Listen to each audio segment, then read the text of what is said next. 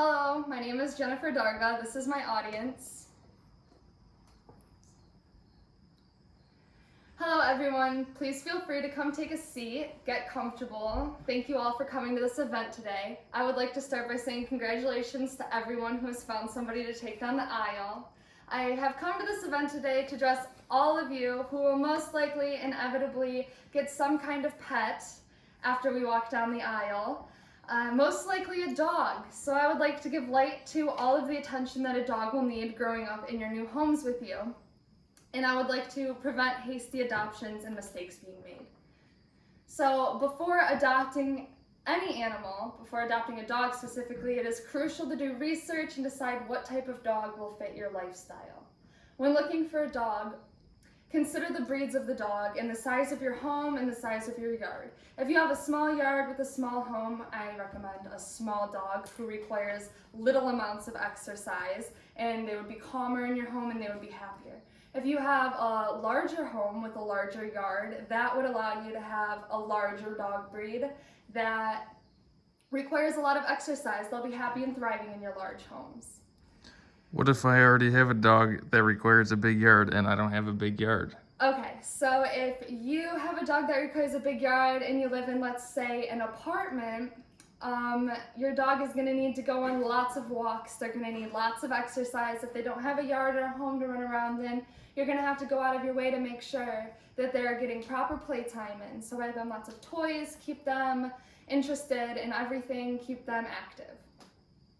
So it is also important that you choose a child-friendly dog breed if you plan on having children. It is important that you choose a cat-friendly dog breed if you plan on having cats.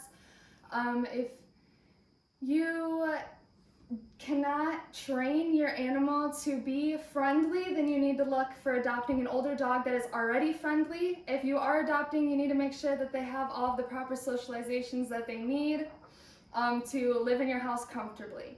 Dogs are a great responsibility. If you feel that you and your partner are going to both be working full-time or you're not going to be home enough for an animal, then it is best that you do not get an animal.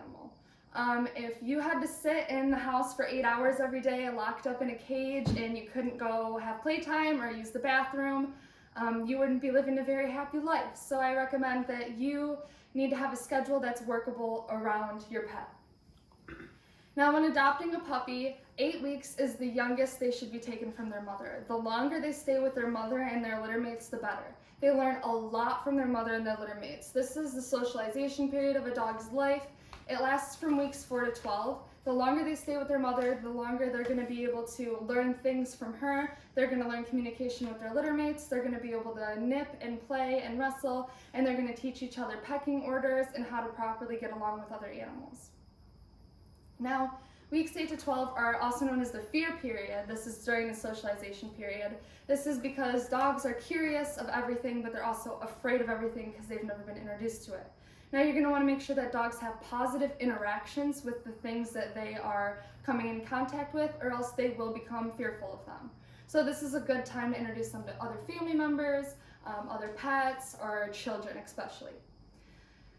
After bringing a puppy home, it is your job to keep them safe 24/7, regardless of the circumstances, all the time. Being safe includes them being well trained. If you're in a situation and your dog is not going to listen, let's say they want to go after another dog that's going to attack them, if they're going to go at a roadway, they need to be able to listen to you. Your dog needs to be well trained. If you're not patient enough to train a puppy, an older, calmer dog that's already trained might be a good option for you in your new home.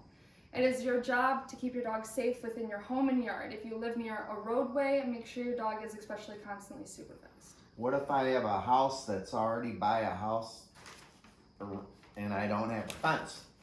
Okay, if you have a house by a roadway and you do not have a fence, it's okay. This is one of those emergency situations where it is important that your dog is well trained. They need to be able to listen. If your dog is going towards a roadway, they need to be able to come back to you right away, or else they're going to be in danger.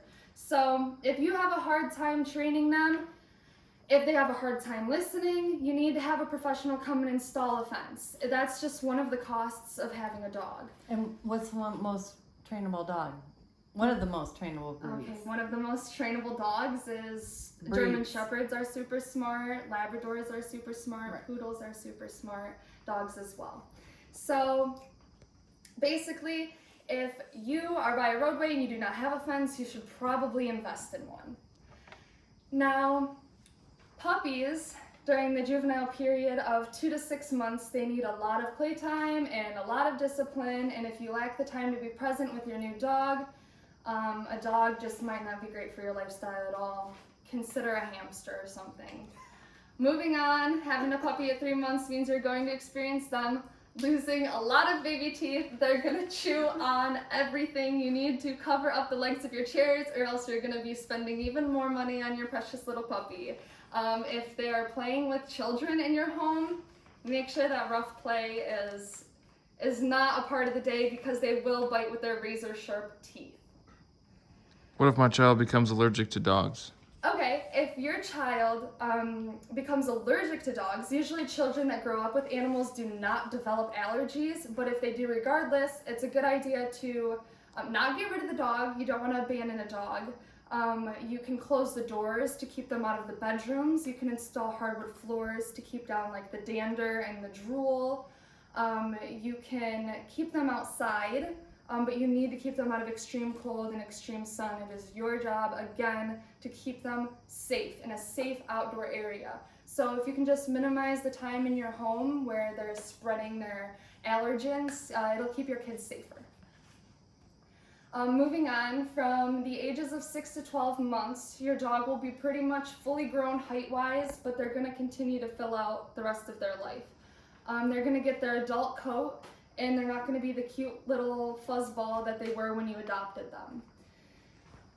It is important that you still love them and you still keep training them even during this stage, because they're going to get stubborn, because they're going to become sexually active during this time, and that's another vet bill. You're going to want to be responsible, make sure they're spayed or neutered, or else you're going to end up with several more dogs. Ages 1 to 2 years, it is super important that you do not lose interest in your dogs. They still need exercise, still need training, still need discipline and socialization that they had when they were puppies. Now, fast forward up to 7 years of age, your dog is considered a senior. They become old and slow, and they get smelly, and they have lots of vet bills, and they can get fat. They are still your little baby, they're still your puppy, they still deserve all of your time and attention. Even 10 years later, they're still going to need you.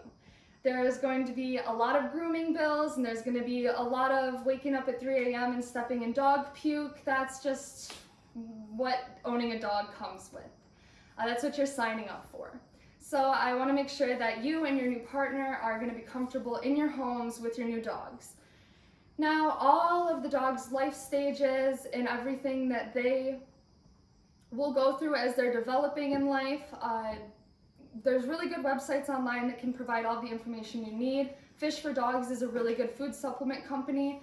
These companies do a lot of research on their food formulas, so they know what's best for your dog at certain ages.